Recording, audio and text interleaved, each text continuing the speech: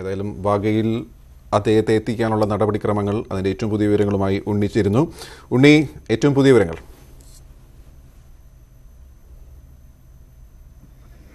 ഗോപി, അതായത് നടപടിക്രമങ്ങളെല്ലാം പൂർത്തിയായി കഴിഞ്ഞിരിക്കുന്നു. അല്പസമയത്തിനകം തന്നെ, അതായത് 4:30-5 മണിയോട് കൂടി തന്നെ അഭിനന്ദനെ ഇന്ത്യക്ക് വിട്ടു നൽകുന്നതിനുള്ള നടപടിക്രമങ്ങളിലേക്ക് തന്നെ കടക്കും. അതായത് മറ്റ് സാങ്കേതികമായ കാര്യങ്ങളാണ് ഇപ്പോൾ പൂർത്തിയായിരിക്കുന്നത്. ഇന്ത്യൻ എംബസിയിലെ air attaché group commander VJ Kurian കൂടി അദ്ദേഹത്തോടൊപ്പം ഉണ്ടാകും. VT കുര്യൻ കൂടി അദ്ദേഹത്തോടൊപ്പം ഉണ്ടാകുമെന്നാണ് അറിയാൻ കഴിയുന്നത്. ഏതായാലും അവിടെ വലിയ ചടങ്ങുകളൊന്നും ഉണ്ടാകില്ല എന്ന കാര്യം ഏറെക്കുറെ ഉറപ്പായിട്ടുണ്ട്.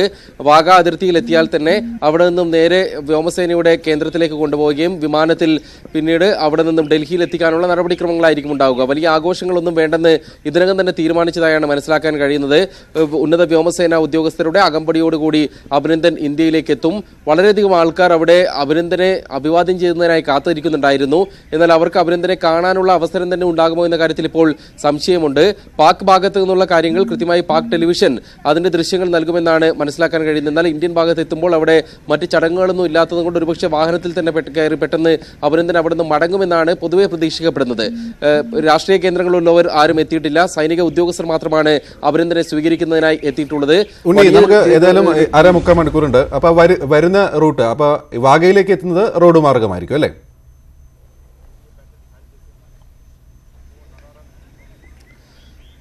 വാഗയ്ക്ക് സമീപം വരെ വിമാനത്തിലെത്തി അവിടെ നിന്നും വാഗയിൽ ഏത് തരത്തിലാണ് അതെന്ന് മനസ്സിലാക്കേണ്ടിയിരിക്കുന്നത്. നേരത്തെ പറഞ്ഞിരുന്ന വിവരപ്രകാരമാണെങ്കിൽ ഇസ്ലാമാബാദിൽ നിന്ന് വാഗയിലേക്ക് വിമാനമാർഗം എത്തും, പ്രത്യേക വിമാനത്തിലെത്തുമെന്നാണ് അറിയിച്ചിരുന്നത്.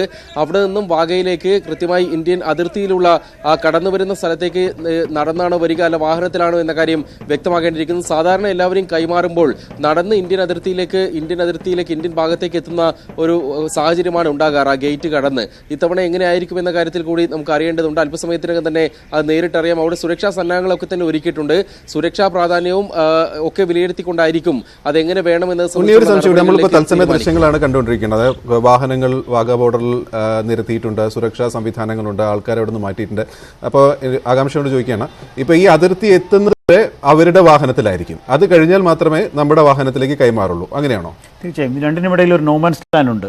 അതായത് പാകിസ്ഥാന്റെ ഗേറ്റ് ഉണ്ട്, ബോർഡറിൽ പാകിസ്ഥാന്റെ ഗേറ്റ് ഉണ്ട്. അത് കഴിഞ്ഞാൽ രണ്ടുപേർക്കും അവകാശപ്പെടാൻ പറ്റാത്ത ഒരു ചെറിയൊരു പ്രദേശം, ഒരു ചെറിയ സ്ഥലമുണ്ട്, കുറച്ച് ചെറിയ മീറ്ററുകൾ നീളുന്ന ഒരു പ്രദേശമുണ്ട്. അത് കഴിഞ്ഞാണ് ഇന്ത്യയുടെ ബോർഡർ വരുന്നത്, നമ്മുടെ അട്ടാരി വാഗ ബോർഡർ വരുന്നത്, അവിടുത്തെ അവരുടെ വാഗ ബോർഡർ. അതുകൊണ്ട് തന്നെ ഒരു വാഹന ഗതാഗതം ഇതിലൂടെ കടന്നു പോകുന്നത് നമ്മുടെ ലാഹോർ ബസ് സർവീസ് മാത്രമാണ് ഇതിലൂടെ ഈ വാഹനമായിട്ട് കടന്നു പോകുന്നത്. അല്ലാതെ സാധാരണ വാഹനങ്ങൾ കടത്തിവിടാറില്ല.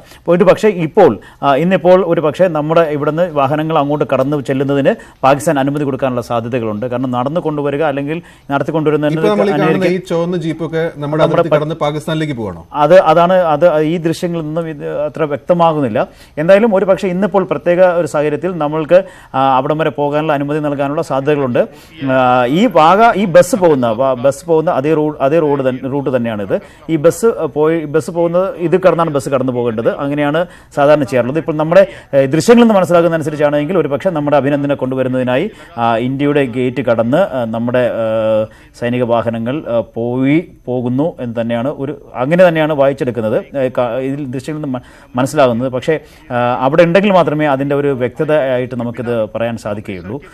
എന്തായാലും അഭിനന്ദനെ തിരിച്ചെത്തിച്ചു കഴിഞ്ഞാൽ എന്തൊക്കെയാകും നടപടിക്രമങ്ങൾ എന്നെ സംബന്ധിച്ചുള്ള ചില നടപടിക്രമങ്ങൾ വന്നിട്ടുണ്ട് ഗോപി. അത് സംബന്ധിച്ച് മുൻപ് നച്ചിക്കേതയെയും അതിനു മുമ്പ് 65-ൽ കരിയപ്പയെയും തിരിച്ച് ഇതുപോലെ പാകിസ്ഥാനിൽ നിന്നും മടക്കിക്കൊണ്ടുവന്നപ്പോൾ എടുത്ത് സ്വീകരിച്ച ചില നടപടിക്രമങ്ങൾ സംബന്ധിച്ചുള്ള കാര്യങ്ങളാണ് ഇപ്പോൾ അത് സംബന്ധിച്ച കാര്യങ്ങൾ വന്നിരിക്കുന്നത്. അതായത് നമ്മുടെ മിഗ് വിമാനം ഉപയോഗിച്ച് F-16 ഏറ്റവും അത്യാധുനിക യുദ്ധവിമാനങ്ങളൊന്ന F-16 തകർത്ത നമ്മുടെ 1970-കളിൽ രൂപകൽപ്പന ചെയ്ത മിഗ് വിമാനം ഉപയോഗിച്ചാണ് നമ്മുടെ അഭിനന്ദൻ ആ F-16 ഏറ്റവും അത്യാധുനിക ശേഷിയുള്ള F-16 തകർത്തത്. അതൊരു വലിയ ഒരു ധൈര്യത്തിൻ്റെ അങ്ങറ്റത്തെ ഏറ്റവും വലിയ ധൈര്യം കാണിച്ച ഒരു നടപടിയാണ്. എങ്കിൽ പോലും ഞാൻ ഈ പറയുന്നത് ഒരു സൈനിക ഉദ്യോഗസ്ഥൻ നൽകിയ വിവരങ്ങളാണ്. അങ്ങനെ ആണെങ്കിൽ പോലും ചില നടപടിക്രമങ്ങൾക്ക് അഭിനന്ദൻ വർദ്ധമാനും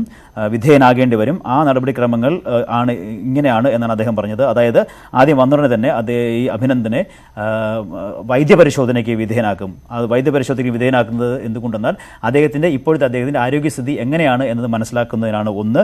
രണ്ട്, ഈ നമ്മുടെ അഭിനന്ദൻ്റെ ശരീരത്തിൽ ഏതെങ്കിലും തരത്തിലുള്ള ട്രാൻസ്മിറ്റേഴ്സ് അടക്കമുള്ള ഏതെങ്കിലും തരത്തിലുള്ള ബഗ്ഗുകൾ പാകിസ്ഥാൻ വച്ചിട്ടുണ്ടോ എന്നറിയുന്നതിന് കൂടിയാണ് ഈ വൈദ്യപരിശോധന. അതായത് അദ്ദേഹത്തിൻ്റെ ഫുൾ ബോഡി സ്കാൻ അടക്കമുള്ള വൈദ്യപരിശോധനയാകും നടത്തുക.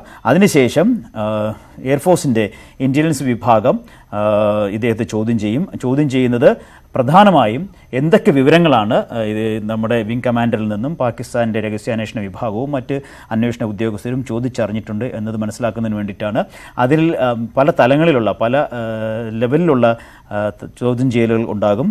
അതിനോടൊപ്പം തന്നെ അദ്ദേഹത്തിൻ്റെ മാനസികാവസ്ഥ കൂടി പരിശോധിക്കുന്ന പരിശോധനകളും ഉണ്ടാകും. അദ്ദേഹത്തിന് പാകിസ്ഥാനിൽ അദ്ദേഹം അദ്ദേഹത്തെ ടോർച്ചർ ചെയ്തിട്ടുണ്ട് എങ്കിൽ അതിലൂടെ മാനസികാവസ്ഥ എത്ര മോശമായിട്ടുണ്ട് തുടങ്ങിയ കാര്യങ്ങൾ എല്ലാം അത് പരിശോധിച്ചറിയും.